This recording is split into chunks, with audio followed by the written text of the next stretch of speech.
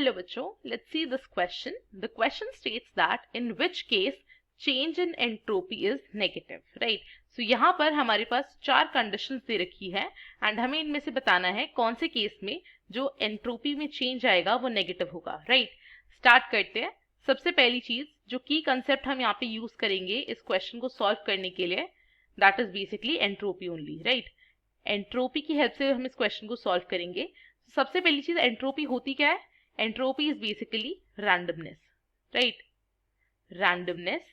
So यहाँ पर अगर हम बात करें फर्स्ट कंडीशन जो हमारे पास गिवन है, जो कि क्या है? evaporation of water.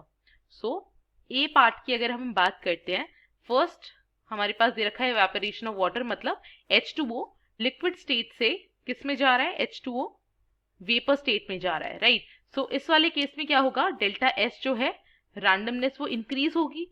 सो हम क्या बोल सकते हैं यहाँ पे? डेल्टा एस की वैल्यू जो है ग्रेटर देन 0 आएगी। सो ये नेगेटिव नहीं होगा, सो ये ऑप्शन तो हो गया गलत।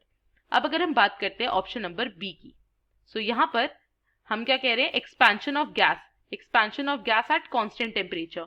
एक्सपेंशन ऑफ गैस अगर हो रही है तो इस वाले केस में भी अगर गैस एक्सपैंड करेगी तो डेल्टा एस की वैल्यू ज्यादा होगी, मतलब रैंडमनेस इंक्रीज होगी बिकॉज एक्सपेंशन बढ़ रहा है।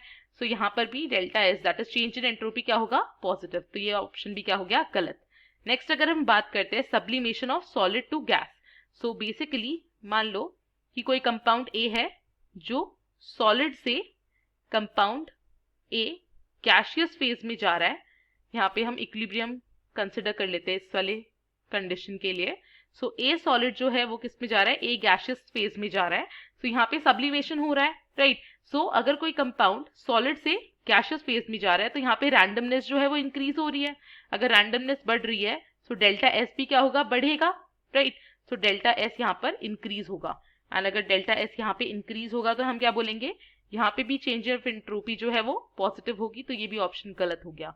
लास्ट अगर हम बात करें ऑप्शन नंबर डी की, सो यहाँ पर हमारे पास दे रखे हैं दो atoms of hydrogen in gaseous phase and वो बेसिकली क्या फॉर्म कर रहे हैं? मिलकर एक molecule of hydrogen gas.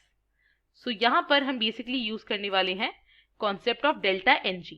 So delta n g basically होता क्या है? Delta n g gaseous molecules of product minus gaseous molecules of reactants का डिफरेंस होता है।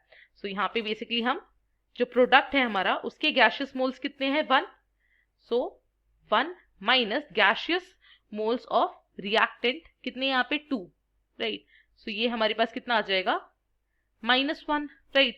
सो इस वाले केस के लिए जो डेल्टा एस जो होगा वो क्या हो जाएगा? नेगेटिव हो जाएगा, that is it will be less than 0, less than 0। Why? Because यहाँ पे डेल्टा एनजी की जो वैल्यू है वो क्या है? वो लेस देन 0 है। सो अगर डेल्टा एनजी लेस देन 0 होगा सो एंट्रोपी भी क्या होगी? Less than 0। सो इससे हम क्या बोल सकते हैं? ऑप्शन नंबर डी जो है इस वाले केस में change in entropy will be negative. So इससे we can conclude that therefore option D हमारा करेक्ट ऑप्शन है, राइट? एंड यही हमें फाइंड आउट करना था इस क्वेश्चन में।